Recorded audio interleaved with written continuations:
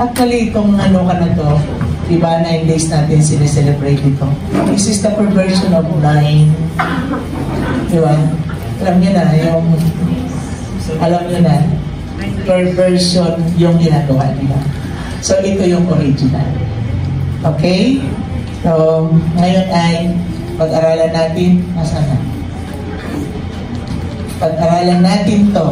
Okay, ano ka everyone?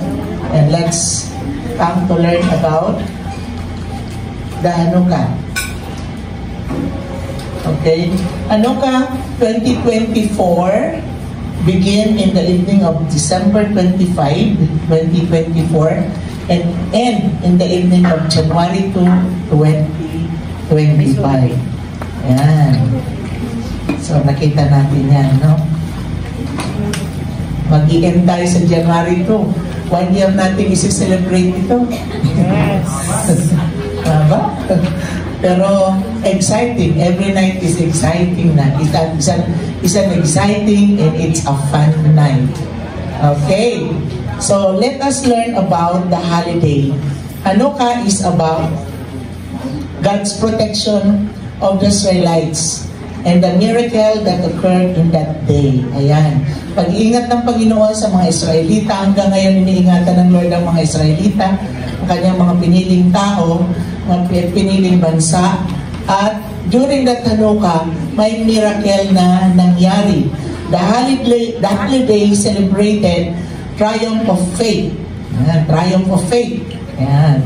Faith and courage over military might when a band of Israelites stood up for their right to be Jewish. They were prohibited under penalty of death from studying the sacred text of performing mitzvot. Mitzvot means refer to the commandment from God to be performed as religious duties. Ayan, pinagbabawalan sila. At kapag sila'y nahuli, ang penalty ay kamatayan. Yun. No? Grabe, no? Kamatayan na agad ang penalty. Okay. Their holy temple, yung templo nila ay na-defile and they were ordered to worship other gods. No? Inuutosan silang mag-worship ng ibang Diyos. Hindi nila dapat worshipin si Yeshua Mashiach, si Yeshua, the King of Kings and the Lord of Lords. However, ayun, buti na lang may mga nakipaglaban. Ayan. However, a small band of faithful Israelites known as Maccabees rose up and defeated the invaders, reclaimed the temple, and rededicated it to God. Ayan. Yan po ang ibig sabihin Maccabees. They were a group of Jewish rebel warriors who took control of Judea. Ang tapang nila, kaunti lang sila, pero naipanalo nila panalo pa rin nila ang pagiging Jewish nila. Ayan. Alam niyo ba kung bakit? So, ayan. The eternal flame in the temple's great menorah, lampstand, had to burn everything down. Ayan, mauubos na. At sabi dyan, ang olive oil nila ay needed to burn in the lampstand, took 8 days to press. So, mauubos na ang olive oil nila dyan para ilagay doon sa menorah. Pero, kapag gumawa sila ng olive oil, it took 8 days to press and purify. So, ubos na, maubusan na. 1 day na lang yun, buhay ng oil. But the Jews had only 1 day supply of oil. They decided in faith. Anong sabi diyan? They decided in faith. Grabe faith nila, no? To light the flame anyway. And great miracle occurred. Hindi sila nagpatinag doon sa isang araw na lang o isang gabi na lang na oil. Hindi sila nagpatinag doon. At sila'y nanampalataya. At patuloy nilang sinisindihan ang Hanukkah. Okay? And the jug of oil refilled itself. Ang galing. The jug of oil refilled itself every day with enough oil to relight the temple's great menorah every day. Kung anong kailangan na oil sa araw na yun, yun ang nire-refill ni Lord. Ang galing, no? So God is the God of multiplication. God is the God of provision. Amen? And sabi diyan, to relight the temple's great menorah, and this continued for 7 days. The exact time took to prepare new oil. Yung exact time na i-harvest na nila yung prepare nilang bagong langis. Ayun. Praise God. This story is even mentioned by Josephus, the first century Jewish historian. Since that time, Hanukkah has been celebrated for 8 days at the temple. The main miracle of Hanukkah is the victory of Maccabees against the most powerful army in the world. Most powerful army in the world para yung mga Syrian. Ayan. So, nakita natin yung victory, nakita natin yung miracle ng Lord over those Syrian army. Hanggang ngayon, pinaglalaban sila ng Panginoon, di ba? Ang daming mga miracle, pag may ang daming mga miracle na ginagawa ng Lord to protect His people. Okay. So, what is Hanukkah? Hanukkah is, una, Festival of Lights. Ayan. Festival of Lights. Kaya, alam niyo nung pumunta nga kami doon, natatao namin ang Hanukkah celebration, pero yung last night na ng Hanukkah, nag-celebrate sila, grabe yung mga, pero hindi tayo nanood doon. Na-miss natin yung pagod na pagod kasi ako, sabi ko, ikaw na lang sumama, pero hindi rin siya sumama. Sobrang pagod ko kasi during that time, nilakad natin yung Via Dolorosa. Yung pinakamahabang lakad, halos umuupo na ako, hindi ko kaya tumulong.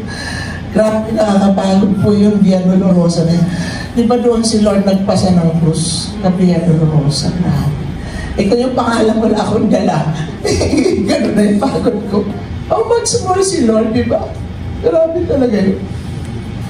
Manaiyak na naman ako. Hindi ko alam. Okay. Festival of Light. A wintertime holiday known as Jewish Festival of Lights. And in relation to our Messianic Christian faith is in John 8:12. Basahin natin. Again, Jesus spoke to them, saying, I am the light of the world.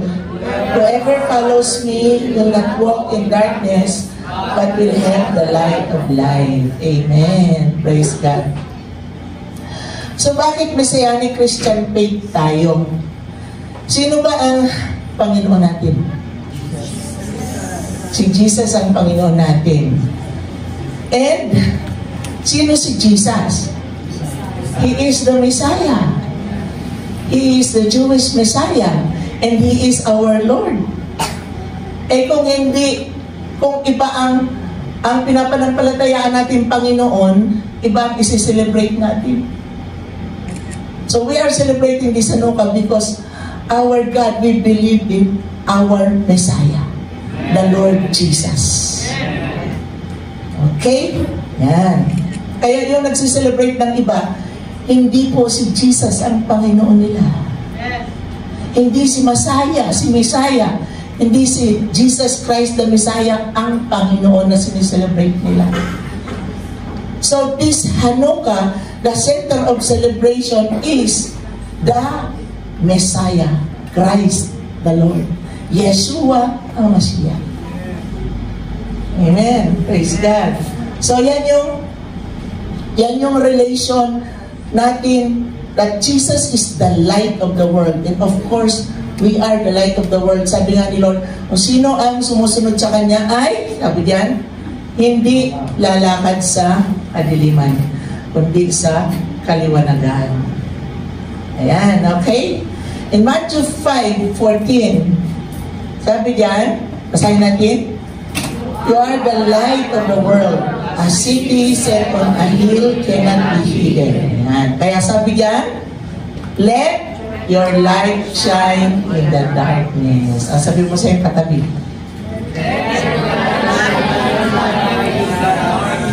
Amen. your light shine in the darkness. And, mga kapatid, itong good news. We are more of, okay, celebration of victory. Ayan, no?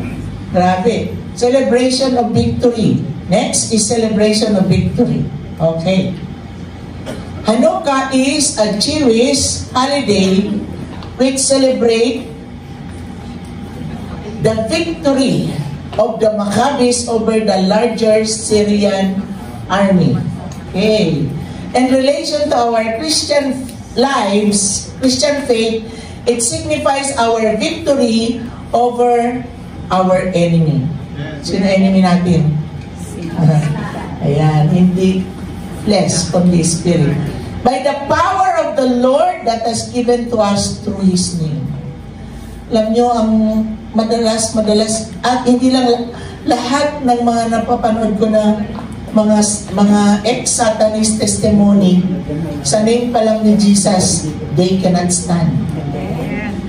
In the name of Jesus, they cannot stand. At kapag may nakakabanggit sa kanila na agent ni Satan, under the coast, under the sea, sa kaharian niya, pag may nakakabanggit sa kanila na agent, na pangalan ni Jesus, nahuhulog si Satan sa kanyang upuan, sa kanyang trono, tapos pinapatay niya yung nagbabanggit ng pangalan. Dapat ang banggit ng pangalan nila kay Jesus ay that name.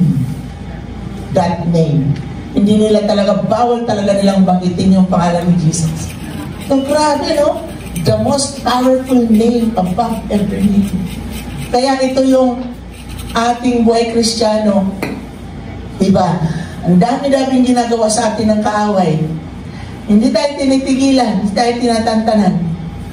Pero, ang mga genuine Christian daw, hindi nila pwedeng galawin. Kahit ano na gawin nila, hindi nila talaga pwedeng galawin. Ayan. Okay? And, praise God. Because we are, what? More than conqueror in Christ Jesus our Lord. In Hebrews chapter 13 verse 6, basahin natin lahat. So that you may boldly say, the Lord is my helper, and I will not fear what man shall do unto me. Ano yan? And, di ba, meron pang somewhere in John, greater is He who is in me than the devil who is in the world, than he that is in the world. And Romans 8:37, di ba, dami nating trials na pinagdadaanan, lalo na po kami sa pamilya namin, talagang para kaming napapaligiran ng ginagawa ng kaaway na talaga gusto kaming pabagsakin, which is isa yun sa mga prophecy ni Pastor Dante sa amin. But in all these things, mga kapatid, we are more than conquerors through Him that loved us. Amen? We are more than conquerors through Him that loved us. Sabi ko nga, kung meron man dito sa church nagsasabi na madami silang trials, mga kapatid, kung meron man sasabi kami na siguro yun may pinaka highest. Kaya yung iba nagsasabi, trials, parang ayaw ko na mag-attend. Kapatid, mas lalo tayo mag-attend. Kasi wala tayong ibang makakapitan ko ng Panginoon. Kaya diba ako ngayon, no? Diba? Papansin nyo, may kahirap ako mag-preach. Pansin nyo, pati boses ko. Okay, pero tatayo pa rin tayo. For the glory of the Lord. Hallelujah. And in Luke 10:19, behold, I give unto you power to tread on serpents and scorpions, and over all the power of the enemy, and nothing shall by enemies hurt you. Nothing shall by enemies hurt you. Sabi nga ng Panginoon sa Matthew, huwag kang matakot sa pumapatay ng laman. Matakot ka sa pumapatay ng kaluluwa sa impyerno. Kung kaya niyang patayin ang katawan natin, hindi niya kayang patayin ang kaluluwa natin sa impyerno. Amen? Ayan. Because nothing shall by enemies hurt us. Hallelujah. Okay. Isaiah 54:17, basahin natin. No weapon that is formed against thee shall prosper, and every tongue that shall rise against thee in judgment thou shalt condemn. This is the heritage of the servants of the Lord, and the righteousness is of me, says the Lord. Kita niyo yan? No weapon. Ano bang mga weapon? Diba? No weapon, mga kapatid. No weapon. Okay? No weapon talaga. Okay, and next is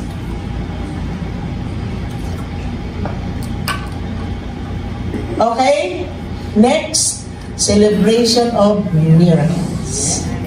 Celebration of miracles. It also celebrates a miracle that had happened during this time, where just a day's supply of oil allowed the menorah in the rededicated temple in Jerusalem to remain lit for 8 days. Wow! No? Yan. Miracle of multiplication. Praise God. Miracle of multiplication and miracle of provision.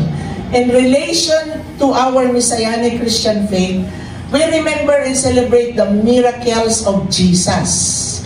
His miracles done during His time can also be done to us today, because in Hebrews 13:8, Jesus Christ is the same yesterday, today, and forever. Ayan. And the next miracle is the rededication of the temple. Bakit? Nabawi nila yung templo eh. Nag-defile na ng mga Syrian army, pero nabawi nila ang templo sa kamay nila. Praise the Lord. Diba? Kakaunti lang sila. Pero hindi sila strong. Pero si Lord ay strong para sa kanila. Amen? Ang sabi nga, in our weakness, God is our strength. Amen? Praise the Lord. Hallelujah. In relation to this, our Messianic Christian faith, it signifies our body as the temple of God. According to 1 Corinthians 3:16, know you not that you are the temple of God, and that the Spirit of God dwelleth in you? Amen. Tayo ang templo ng Panginoon, at ang Espiritu ng Diyos ay nakatira sa atin. Kaya nga, hindi natin dapat dinidefile ang templo na ito. Amen? Kasi pag dinidefile natin ang templong ito, maraming consequences. Diba? Ang daming consequences natin sa templong ito na nag-defile. Hindi natin naiingatan. O ako, bunga na rin ito ng mga hindi ko alam na mga pag-iingat noong mga nakaraang aking mga taon sa buhay. Yan. Yung mga nagkakasakit tayo, kasi hindi tayo nag-iingat. We are defiling the temple of God. We are the temple eh. Yan. Kaya pag nadidefile natin ang templo ng Diyos, may consequence. Laging may consequence. Yan. May forgiveness, pero ang consequence ay nabigat. Kaya talagang sabihin mo natin, dapat tayong mag-ingat. May mga pagkakataon na no choice ka na hindi ka makapag-ingat. Diba? Halimbawa, sa pag-prepare ng topic, pag-research, pagpupuyat ka eh, no choice. Kundi gawin mo ang dapat mong gawin. Diba? Ayan. Okay. And sabi diyan ay, dahil tayong templo ng Diyos, anong sabi? In 1 Corinthians 6:20, for you are bought with a price. Therefore, glorify God in your body and in your spirit, which are God's. Oh, ano daw? Glorify God in your body. Huwag natin ipapagamit ang ating katawan, ang lahat ng parte ng ating katawan sa jablo, sa kasalanan. Kundi let's glorify God in our body. Ayan, no? And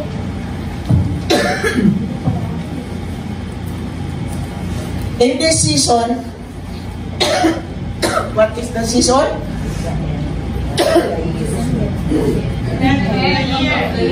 The end of the year. This is the season of the end of the year. And this is what?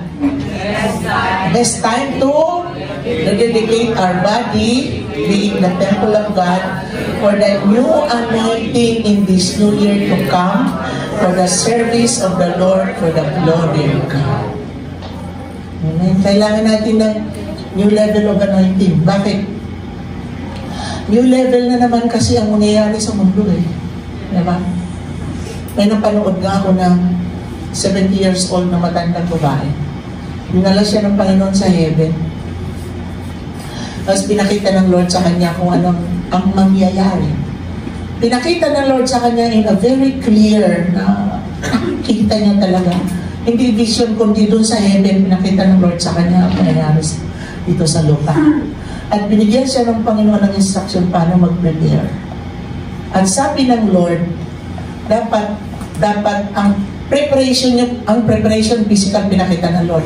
Mag-gather ang lahat ng mga believers, mag-share ng mga resources, at kumuha ng lupa kung saan magtatanim ng mga sariling plantation na produce para sa yung sariling magagamit. Kasi pag nag-inject na ng mga chips, grabe, nakapila, kita niya, nakapila mga tao, ang tuwan-tuwa sila kasi hindi na sila makikita, hindi na sila magdadala ng pera, tuwan-tuwa yung mga tao, ang dami talaga mapapama.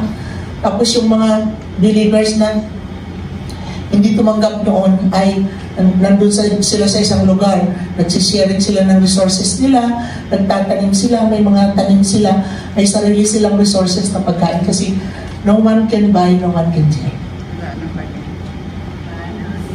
Pinakita sa kanya ng Lord specifically kung paano ang dapat na gagawing preparation. Actually, last year ko pa yung sinasabi kay Pastor Ben, wala ba tayong plano? Wala ba tayong plano to prepare? Actually, marami ng mga Kristiyano ang nagpa-plan, marami ng mga Kristiyano nag-start mag-prepare. Sabi ni Pastor Ben, may narinig ako nag-preach. Hindi tayo pababayaan ng Panginoon. Yes, it is in an instant na mangyari na hindi mo alam. Pero pag minarningan ka na ng Panginoon na mag-prepare ka at hindi ka nag-prepare, ibig sabihin nag-disobey ka. Ibig sabihin, paano ka ng Lord i-rescue kung you are under disobedience? It depends. Katulad ni Elijah, hindi si Elijah naka-prepare, pero na-rescue siya ng Lord because it is biglaan. Bigla na lang niyang nalaman na papatayin siya ni Jezebel. Kaya nagtago siya dun sa brook. Diba? O yun, provide ng Lord. Kasi biglaan yun eh. Pero pag may warning na si Lord, sumunod na tayo. Kita nyo? Kita nyo ang balance ng faith? Kasi dapat ang faith natin mga Kristiyano balanse. Huwag tayong ma-fall sa foolishness. Kasi tatlong klase yan eh. Faith, foolishness, and presumption. Nagpe-presumption ka na pagdating ng araw ipoprovide ng Lord ang lahat ng kailangan mo kung hindi mo alam. At kung biglang nangyari. At walang warning si Lord. Pero kung may warning na si Lord, act on your faith. Act on your faith. Do it. Obey. Ganun po yun. Ganun po yun mga kapatid. Hindi yung bahala na si Lord. Hindi bahala si Lord. Pag disobedience tayo, last year ko pa sinasabi yun, wala ba tayong iisipin at gagawin preparation? Wala ba? So yan ang isang pag-uusapan natin sa 2025 na nandito sa puso ko. Mga 2 years ago nasa puso ko na to. We need to prepare, my dear brothers and sisters. We need to prepare. Yan. Okay lang sa aming matataba kasi ilang araw kami hindi pa kumain. Hindi pa kami mamatay, papayat pa lang kami. Magsisexy muna kami. Yung mga payat, mga butot balat, mauna kayo. Goodbye. Mauli na kami. Diba? Okay. So mga kapatid, ito na yung panahon. Ito na yung panahon. Let us take heed to the warning of the Lord. Let us take heed. Kaya nga sabi in the book of Luke, kawawa yung mga buntis. Kawawa yung mga pasusuhin. Kawawa yung may mga baby. Oo, Nabasa niyo yun sa Bible? Kawawa ang mga buntis. Kawawa yung may mga baby, may mga pasusulin. Kawawa. Pagdating ng araw na yun. Kaya nga, ako sabi ko, nabubuhay yung mga, nabigla ko naaalala yung sabi ng Panginoon, ang nasa bundok, huwag nang bumalik sa city. Nabasa niyo yun? Lahat yun, warning ng Panginoon, mga kapatid. Nasa bundok, huwag na kayong bumalik sa city. Sabi ko, Lord, bakit kaya huwag nang bumalik sa city? Baka pag bumalik sa city at kumuha pa ng mga gamit, hindi na makakalabas sa city. Lahat dyan nare-receive ko sa heart ko. Sabi ko, grabe ito talagang may something na mangyayari pagdating na araw. Yan. Kahit yung mga baby, kawawa yung mga baby. Diba? Lalo na yung mga nagpapagatas, kawawa talaga. Yan. Pero kaya iniisip ko siguro, basta ako pas, makanak pa ako ng mga anak, kahit 12 ang anak. Diba? Hindi ko kayo din-discourage, pero the Bible is giving us a warning. The Bible is reminding us. Tama? Kaya nga magpasalamat tayo sa Panginoon. Kasi ang nanalong presidente ngayon doon ay Christian. Kung hindi, tuloy-tuloy yung ball. Hindi na mapuputol yung ball. Alam niyo ang sinasabi ko. Alam niyo din ko sabihin. Okay? So in Isaiah 43 verse 7, even everyone that is called, kaya sabi nga, this is the reason, this is the season to rededicate our body. Bakit? Kasi tayo ay tinawag ng Panginoon. I have created them for my glory. I have formed them. Yes, I have made them. Kita niyo? Wala tayong kawala. Diba? We are created for His glory. Pinorma tayo ng Panginoon. Nilikha tayo ng Panginoon para sa Kanyang kaluwalhatian lamang. Hindi sa kaluwalhatian ng ating mga laman. Amen? Holiness again. Sabi ko nga, Lord, ibalik lang ng Lord ang youthful strength ko. Gagawin ko ulit yung dati kong ginagawa para sa Kanya. Because this is the end times of harvest. This is the final call. This is the final harvest of souls. Diba nakikita nga natin, ang dami ng mga M ang nagre-repent at papabaptize. Ang dami na talaga. Ang dami ng mga nagpaparada sa ibang bansa ng mga dating M sila. Si Jesus na ang dinideclare nila. Grabe na.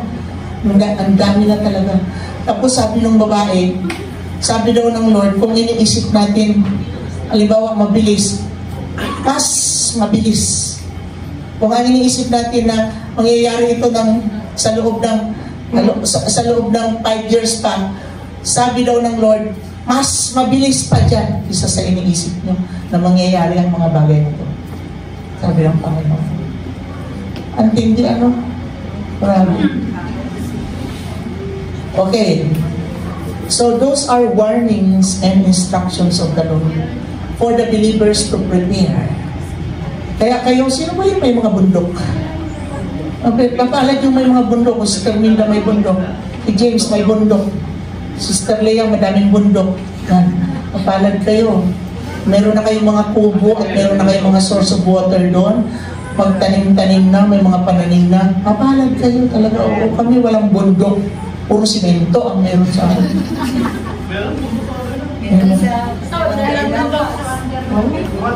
Wala, hindi amin, ha? May bundok ka? Wala naman source of water doon, no? Dapat may source of water tayo. Kasi wala mang problema ang ilaw, kasi pwede naman solar. Yung source of water talaga kailangan natin. Ano mineral mo dyan? No one can buy, no one can sell mineral mo dyan. Yun, dapat. Ang isa sa goal natin this coming year. That is not foolishness. That is preparation because the Lord is giving us warning. Okay? Okay. Yan. What is the most important night of Hanukkah? The most important night of Hanukkah is the lighting of menorah, known in Hebrew as the Hanukkah. Ganyan, meron tayong Hanukkah, pinagawa namin. Is the most important in Hanukkah celebration. Ang menorah in Hanukkah is a candle stand with 9 branches. 9 branches yan. 9 branches yan. Bukas tayo mag-uumpisa sa pagsindi. Bukas tayo mag-uumpisa sa pagsindi niyan. Okay? Meron pa tayo dito mga yan.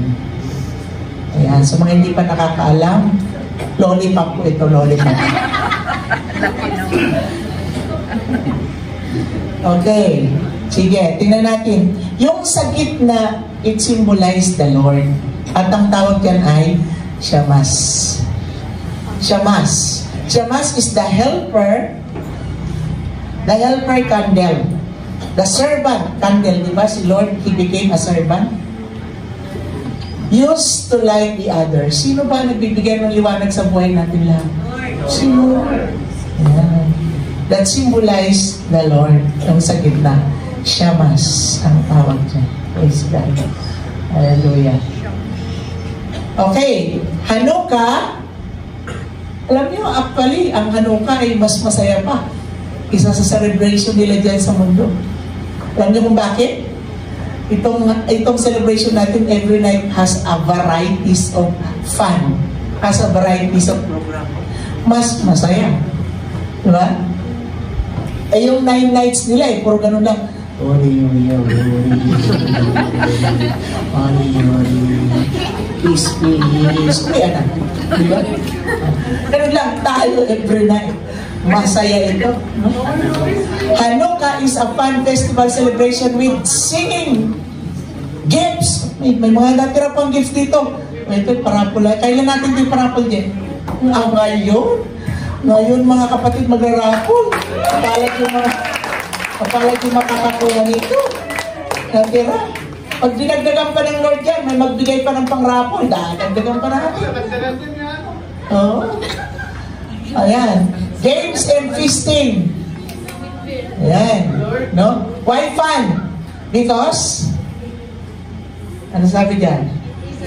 It is a celebration of God's light, God's victory, God's miracle, and new anointing.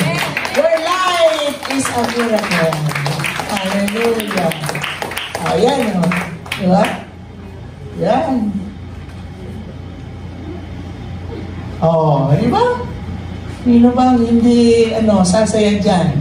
Oh, grabe yung turkey, oh. Laki, sarap siguro. Pakikain tayo? Yeah. Saya, di ba? Saya. Praise the Lord. Hallelujah. Okay, now, let's come into conclusion. Palakpakan sila, conclusion na, ulian na. Raffle na. Raffle. Pag may magpahabol pa na mag-sponsor, talaga natin yan. O baka may mga sinusungkit si Lord dyan sa likod, pinakalagit. May mga sinusungkit si Lord, mag-sponsor, may sponsor. Hallelujah. Pero, yung mga nakakuha ngayon, sakali may mag-sponsor pa, yung mga nakakuha ngayon, ilista mo para hindi na sila kasali sa susunod. Kung meron pa. Exempted na sila. Yeah. Okay. A true Christian, o Messianic Christian, we are called Messianic Christian because we are spiritual Jews. We are not Catholic Christian. We are not. We are not Roman Christian. We are not Roman Catholic Christian. We are, the born again are called Messianic Christian. Because our God is the Messiah. Okay? A true Christian, Messianic Christian, we should not compromise our faith with pagan idolatrous tradition. Pagan idolatrous tradition. Therefore, celebrate Hanukkah instead of Christmas.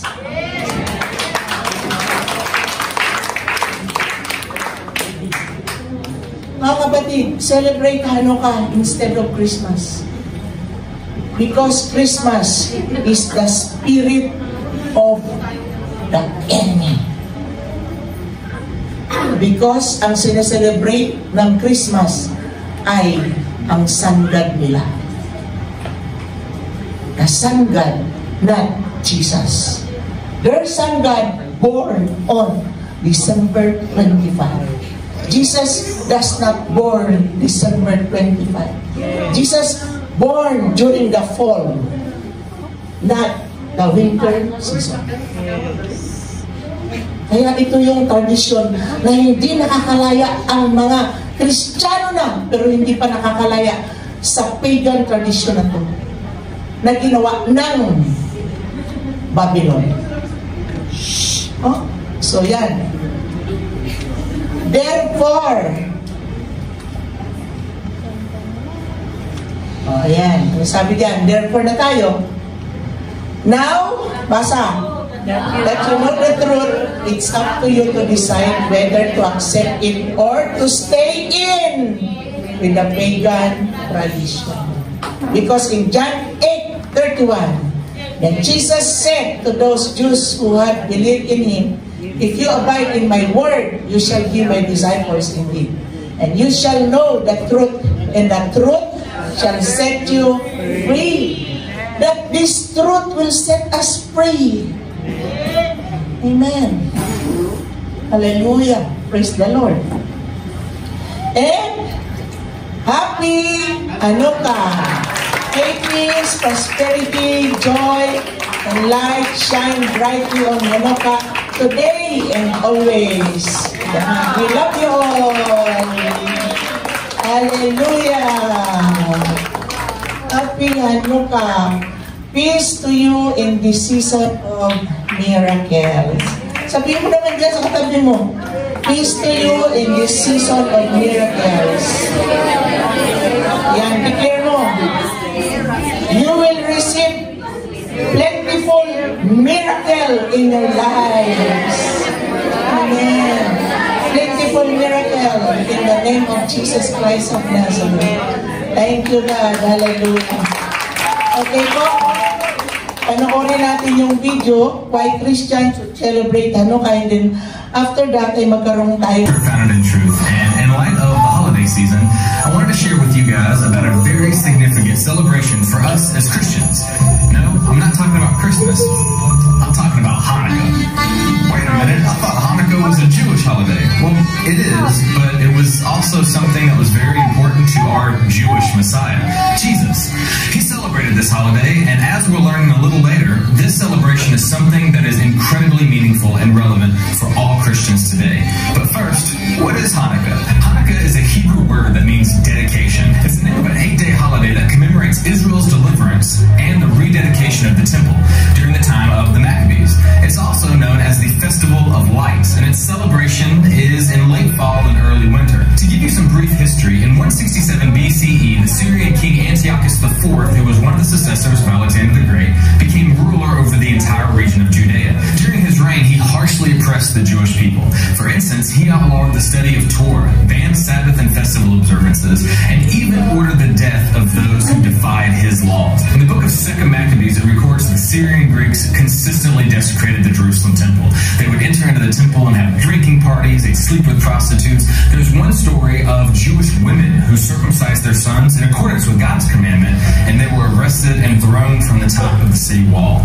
Also, Jews who were keeping Sabbath and were caught, 2 Maccabees 6 states that they were burned alive. This was not a good time for God's people, but why was all of this happening? In short, Antiochus wanted to Hellenize the Jews, that is, turn them into good Greek citizens. Simply put, he didn't like that they were different, so he tried to get the Jewish people to basically abandon their faith in the God of Israel and fully conform to Greek culture. While many Jews did Hellenize and walk away from their faith, a remnant of faithful believers said they were not going to compromise. There were some major tensions violence that soon exploded into full-blown revolt in the area. Greek armies went into surrounding cities to force the Jews to eat pork and worship idols. And in the town of Modin, Mattathiyahu, the Hasmonean, killed his fellow priest who had agreed to sacrifice a pig upon a pagan altar. That was the breaking point. Mattathiyahu and his son Judah Maccabee formed a small army and revolted against Antiochus. The fighting went on for 3 years until a small army of faithful Jews miraculously defeated Antiochus, forced the Syrian Greeks out of Israel, and regained Jerusalem and the temple. Thus, they began the process of cleansing the temple and rededicating it to the Lord. And that's pretty much the story of Hanukkah. Every year, for 8 days, we remember and celebrate this miracle. You might say, well, that is certainly an incredible story, and it's amazing to hear about how God delivered the Jewish people, but how exactly is it relevant to Christians? Well, this holiday is tremendously relevant to us as Christians. On the most basic level, had God not delivered the Jewish people from their oppressors, had Antiochus had been successful in eradicating the faith of the God of Israel, there would be no Jewish Messiah.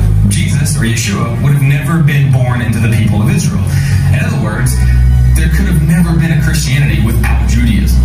Another reason we celebrate Hanukkah is that it was important to our Messiah. The Gospel of John records that Yeshua went to Jerusalem for the Feast of Dedication, that is, Hanukkah. John made sure to mention Yeshua's attendance at the festival for multiple reasons. It's not just a historical record, but it's meant to convey a theological message. Just as God had delivered Israel in the time of the Maccabees, Yeshua is the ultimate deliverer. Not only that, but Yeshua said he is consecrated just like the temple. Since Hanukkah celebrates the consecration of the temple, it's believed that Yeshua here is alluding to himself as the ultimate temple of God. He's the substance, the heavenly reality, that to which the shadow, the earthly temple, points. Therefore, as Christians, we celebrate Hanukkah like we celebrate all of God's feast days. We celebrate it in light of its ultimate fulfillment in Messiah. It's all about him, and it's all about the gospel. Another reason we celebrate Hanukkah is that its message is especially relevant for us today. It's a reminder that we're called to stand firm on God's truth in the midst of all opposition. We don't bow to idols. We don't compromise our beliefs. And as we celebrate Hanukkah, the festival of lights, we're reminded that we are called to be the light of the world.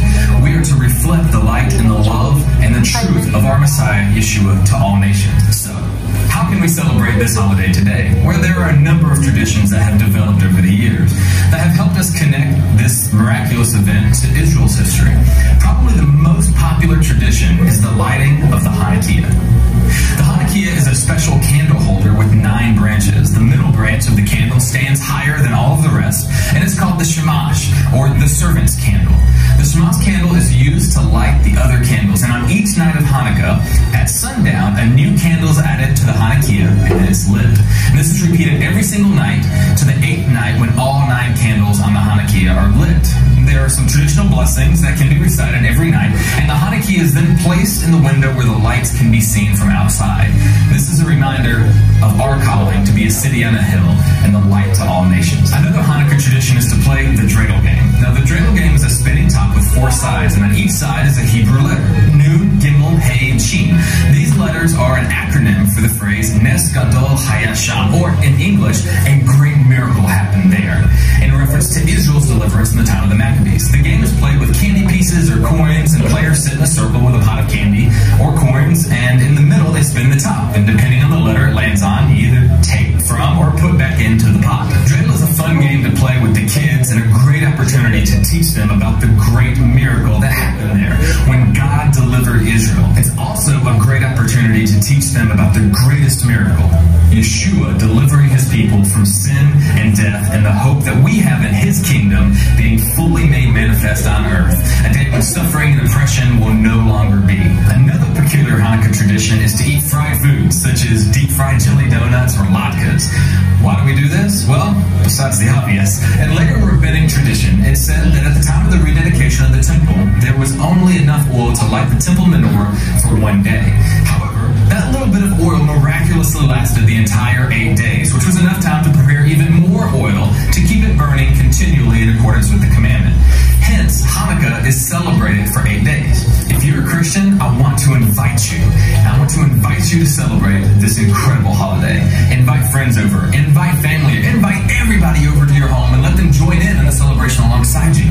The food and the traditions associated with this holiday are great conversation starters, so you can teach others about how awesome our God is. Happy Hanukkah from all of us at Founded in Truth. And don't forget to check out our other videos on our website about the Bible and resources at www.foundedintruth.com. We pray that the peace and the joy of the Lord will be upon you, and remember, stay fit, stay founded in truth.